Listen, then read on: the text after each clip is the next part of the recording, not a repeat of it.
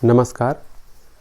पिछले एक हफ्ते में देश में दो बड़ी घटनाएं हुई हैं। दोनों पर बात करेंगे बारी बारी से और समझेंगे कि किस तरह से ये दोनों घटनाएं क्रमशः, एक घटना भारत की राजनीति पर हमला है, दूसरी घटना भारत की अर्थव्यवस्था पर हमला है।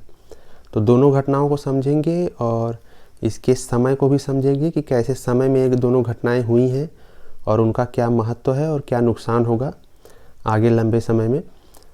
तो पहली घटना है यूके की जो एक शाही परिवार की जो एक मीडिया एजेंसी है BBC, उसने एक डॉक्यूमेंट्री बनाई है 2002 में गुजरात में हुए दंगों के ऊपर, जिसका मकसद मौजूदा प्रधानमंत्री की छवि को धूमिल करना है, क्योंकि उनकी छवि दिन प्रतिदिन बड़ी होती जा रही है। तो 2002 में जब दंगे हुए थे तो नरेंद्र मोदी गुजरात के मुख्यमंत्री थे उन दिनों, और डॉक्यूमेंट्री यह सिद्ध करना चाहती है कि सीधे सीधे उन दंगों के लिए नरेंद्र मोदी ही जिम्मेदार हैं। हालांकि भारत की सर्वोच्च अदालत जो है उसने नरेंद्र मोदी को उस मामले में क्लीन चिट पहले ही दे दी है।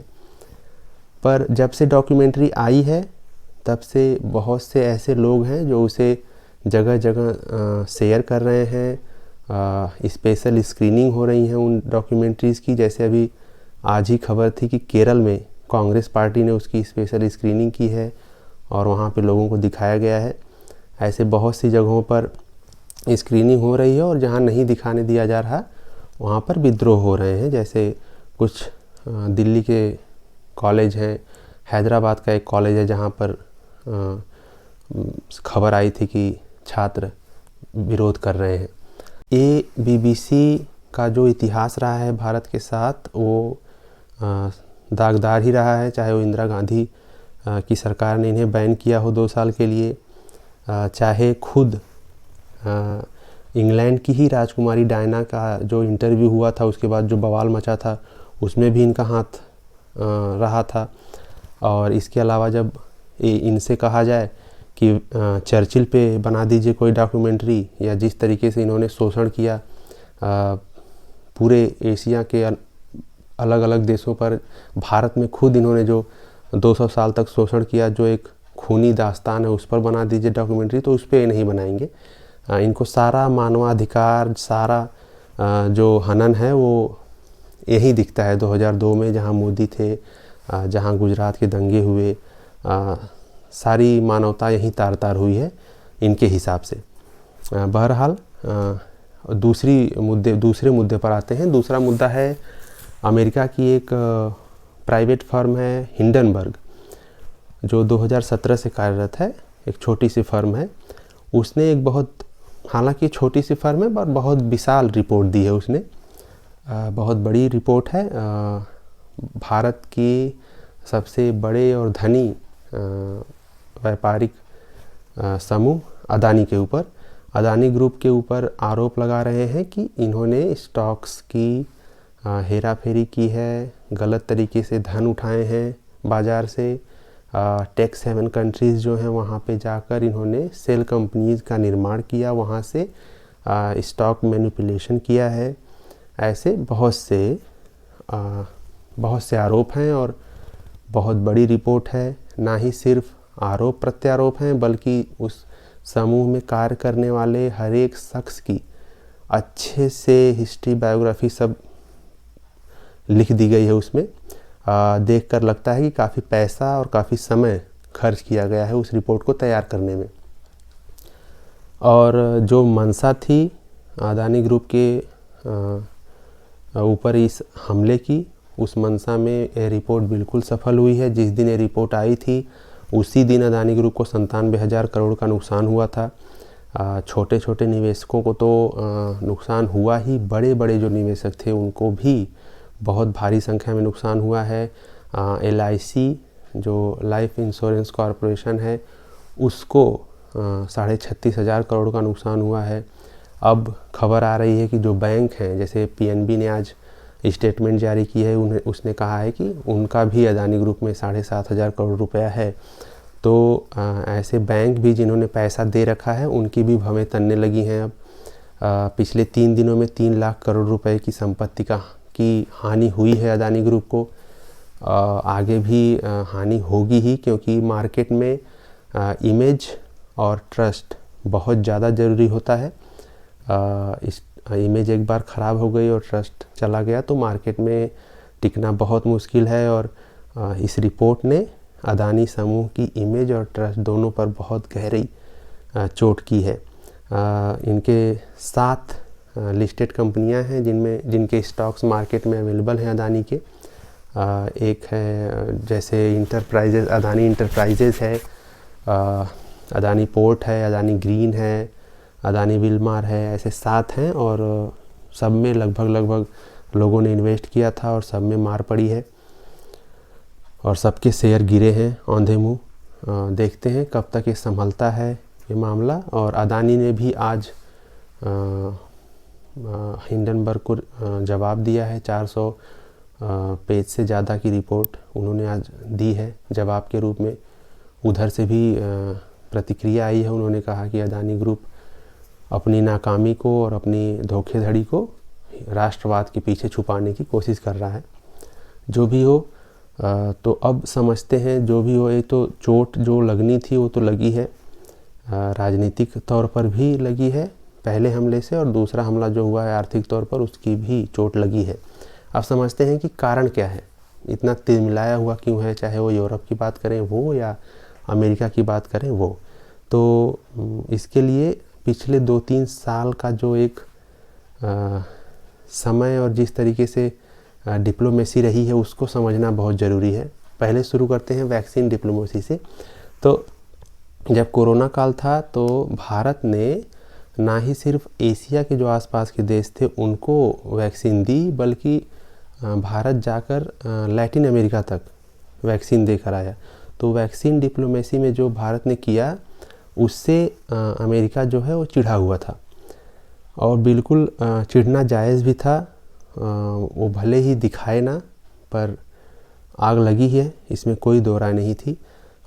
जब युद्ध शुरू हुआ, जब रसिया ने यूक्रेन पर युद्ध की घोषणा की, उसके बाद सबको यही उम्मीद थी कि क्योंकि यूक्रेन में हवा अमेरिका ने ही भरी थी, तो सबको यही उम्मीद थी कि अमेरिका साथ देगा। यूक्रेन को खुद भी यही उम्मीद रही होगी, पर यूक्रेन कहीं नहीं दिखा पीछे जब युद्ध हो गया शुरू। और इस बात का असर उन देशों पर पड़ा है जिनको अमेरिका से उम्मीद थी, और उसका सबसे अच्छा एग्जाम्पल है ताइवान और चाइना के कॉन्फ्लिक्ट में ताइवान को हमेशा यही लगता था कि अमेरिका साथ देगा, पर अब ताइवान ने इन्वेस्ट करना शुरू कर दिया है बाकी के देशों में, और उसका एग्जाम्पल है सेमीकंडक्टर इंडस्ट्री जो लगी है गुजरात में।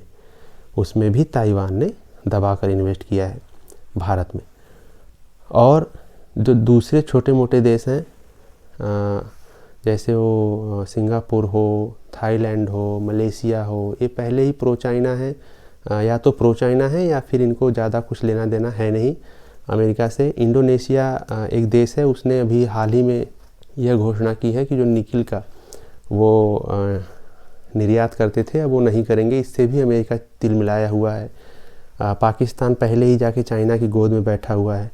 अब आते हैं गल्फ़ कंट्रीज़ पे जिन्होंने सबसे ज़्यादा इम्पैक्ट दिया है।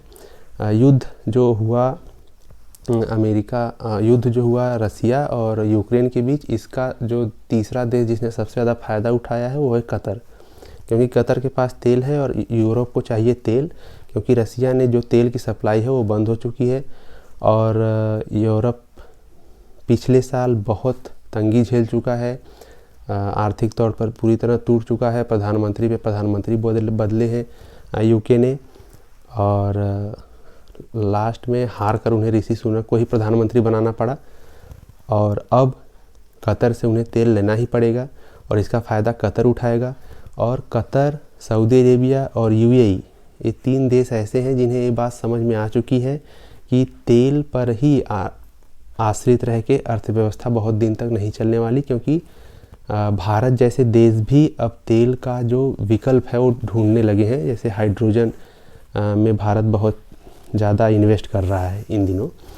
तो अब सऊदी अरेबिया की बात करें, चाहे यूएई की चाहे कतर की, उन्होंने दूसरे विकल्प ढूंढने शुरू कर दिए और उनमें उनको सफलता भी मिली। इन तीनों देशों ने सिर्फ ऑयल से हटकर अपनी अर्थव्यवस्था को टूरिज़्म और स्पोर्ट्स में ज़्यादा इन्वेस्ट किया है।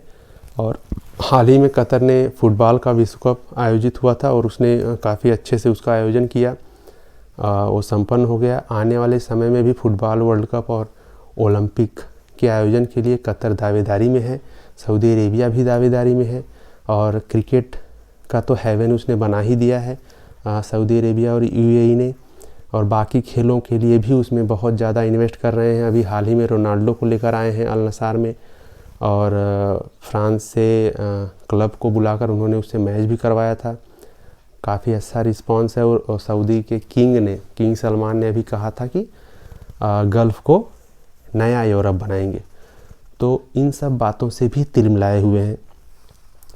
दूसरा, जब यूके की महारानी की मृत्यु हुई थी तो मुझे अगर अच्छे से याद है तो नरेंद्र मोदी जी उसमें नहीं गए थे, जबकि विश्व के बड़े बड़े नेता आए थे और यहाँ से नवनिर्वाचित राष्ट्रपति महोदया द्रौपदी मुर्मू जी को भेजा गया था। अब इनको लग रहा है कि जो लोग जिनके बाप दादा चंवर डुलाया करते थे अब वही लोग देखने भी नहीं आ रहे हैं, तो होती है तकलीफ़ और होनी भी चाहिए, होती रहे अच्छा है। तो ऐसे हथकंडे अपनाए जा रहे हैं और ऐसी डॉक्यूमेंट्रीज़ बनाकर हमले किए जा रहे हैं। तो इनके लिए तैयार रहना चाहिए। हो सकता है आगे और भी आएँ, पर ऐसे हमलों से ज़्यादा कुछ बिगड़ेगा है नहीं। भारत ऐसे ही आगे बढ़ता रहेगा।